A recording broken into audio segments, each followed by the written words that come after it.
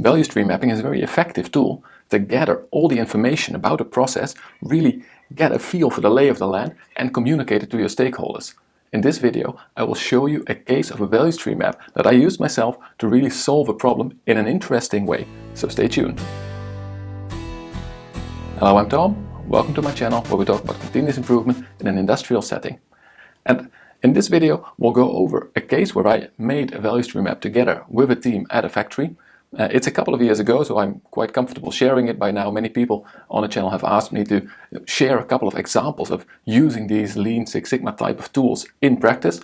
And today we will go over how we solved a problem with whey drying. Now, before that, let me give you a little bit of background about what is whey and where do the problems come from.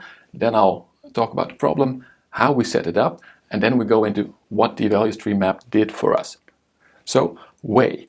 This is a side product from making cheese. And basically what you have is when you take milk, you get out all the solid materials for the cheese, and then the watery part goes out. This is the whey, and there is a lot of sugar in the whey. So the lactose goes out into the whey. Also some very nice proteins. If you are more of the sportive type, might know them as the whey protein isolates, the whey powder. These things, they are quite nice, but when you have a watery substance with a lot of sugar, and to make the cheese we already added bacteria that love sugar and make it into lactic acid to form the cheese, you basically have a microbial system that is waiting to acidify. So if you give it some time, and especially if the temperature is nice, they will acidify your whey and you can almost do nothing with it anymore.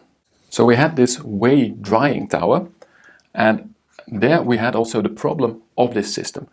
The already crystallized, thickened whey was a bit acid. It had probably been too long or at a too high temperature, but when it is acid, you get a much lower drying speed. It's much more difficult to dry a slightly already acid whey paste than it is to dry a nice fresh one. So what happened is that the tower went to a lower speed. When the tower goes to a low speed, the whole process in front of it is pushing all of the whey in there, so all the concentration that happens before the actual drying, and that means that your concentrated whey, which is also at a nice temperature, was waiting much longer. And a longer time means that it acidifies more. So the next batch that we had was also acid. So the tower kept running at a very low speed until at some point we just had to throw away a party to free up the time and get the whole system going again. This, of course, is enormously expensive. It's a huge waste of material, and we really had to solve this. Now, what we did is to get a problem-solving group together with a number of different people. I was there more in an expert role. We had a team leader of this department. We had two operators because there are different parts in this whole whey drying process, so we needed to get that knowledge also in there. And we really took a good look at the process.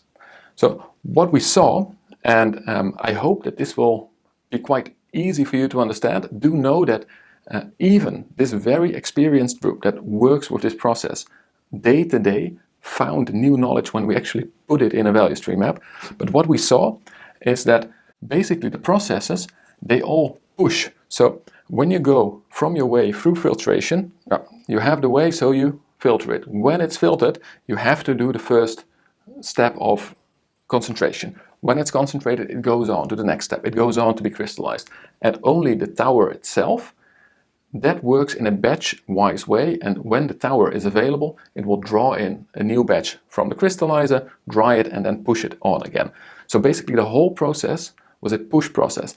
That's why in practice we did not see any way how we could take the load off the tower or reduce the flow without actually stopping the cheese workshop, which would have been a lot worse because that's the main product, that's the cash cow of this factory, and even throwing away a bit of whey from time to time would have been better than stopping your main product.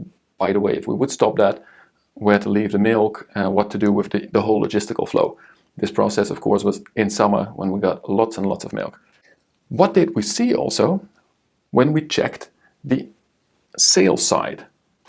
We have this flow of normal whey going out, but there's also a secondary possible flow.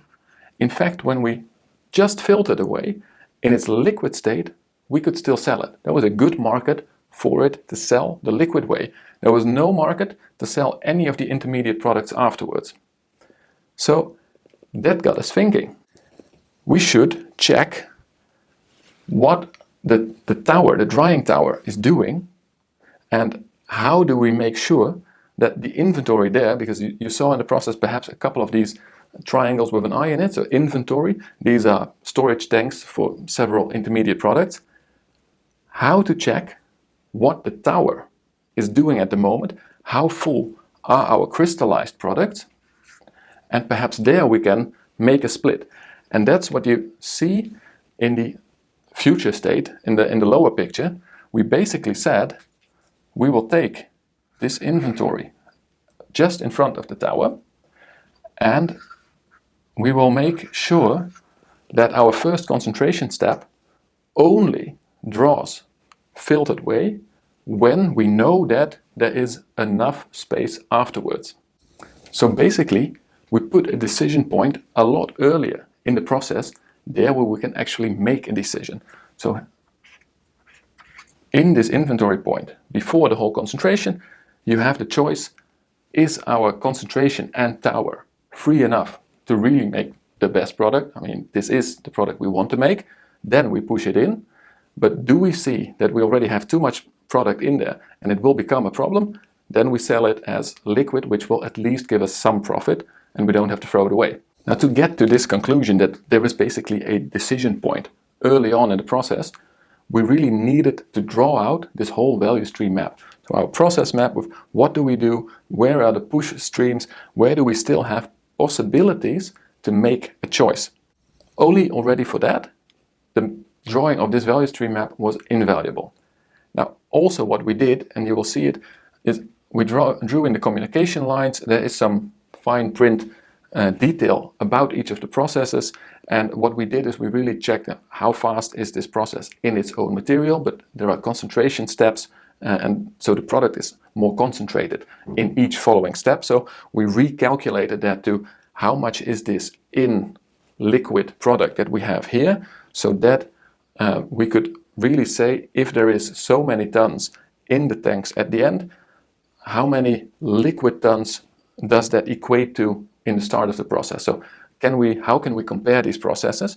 So we really use that type of data. And in the beginning, we knew that time was important. I mean, this is the acidification problem. So we also checked what are your uptime, downtime things. So how much time do you use really doing something with your material? How much time is it just waiting in storage tanks here and there? In the end, we didn't really use that part because the storage parts weren't that critical. But this we only knew after we did the analysis. So we drew this nice full value stream map with all the aspects in there. And if you compare the current and the future state, you see one more thing really changed. So there are 3 changes, and I think 2 of them you have already seen. That is, of course, we have to do something with the cleaning quality and also the cleaning speed of what we do in the tower. So this quality problem and the way that we were able to clean all the nozzles, that really had to be improved as well. That was the root cause. Also, the thing I was telling about, the decision point based on a Kanban system, based on how much you have in your crystallizer tanks, we decide whether or not to push our liquid product into the concentration process. But one more very interesting thing happened. Now that we know that all of these processes, they are push processes anyway, they will work and they will push the product through, it's basically no longer important that your shift supervisor or your planning department spends a lot of time planning exactly when they have to work, how much material, how long they will have to be operating. It's not important.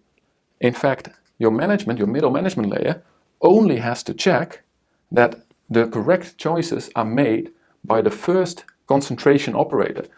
We gave them a really simple instruction how to count how much crystallized, very concentrated whey is in the tanks, which are in the next building over. They could just go over and measure it. and a small calculation tool, so they could make, the operators of this process, all the correct choices after we gave them the background data. So the shift supervisor no longer needs to check all the processes, check with sales, be trying to estimate which process can run when. No, there is one decision point. And this made it a lot easier, actually, both for the operators to run their processes and for the shift supervisor and the planning department to understand what was happening down there. So really nice improvements from this value stream mapping. Now, what did we learn? There is this very important decision point, but what we also learned is this is a process. This was not a new factory. The management, the operators, the team leaders, everyone knew this process very well. We were working with it daily. This is a year-round process, working with it all the time. And still, everybody got new insights when we really put it onto paper, really drew the connections and showed, here we are pushing product, this is the speed, these are the times. In fact, we also noticed a lot of things, and that's why the supervisor doesn't have to go here anymore. These processes, they have the overcapacity anyway, and they also have the tanks that is all set up. We don't need to pay attention to this middle part because we know now from analysis that it will do its thing. We only have the two problem parts. That's where you need your management attention. So these type of conclusions, afterwards, they seem so simple, but they are key to good management of your processes. And with this, we were really able to save a lot of money, increase also the total capacity of our factory, because when we get this byproduct through the lines, we are free to make as much cheese as possible. And this gave us bucket loads of money. No wasted product, good extra byproduct, and a higher general production. Really, really nice value stream mapping. And the team also loved it, and the management loved it when they could understand this process in a very structured and simplified way. So I hope this inspired you to also use value stream mapping. You can check some of my other videos on the topic. There's also a lot of great internet material on value stream mapping. But know that this is the type of results that you can get in practice with a value stream map.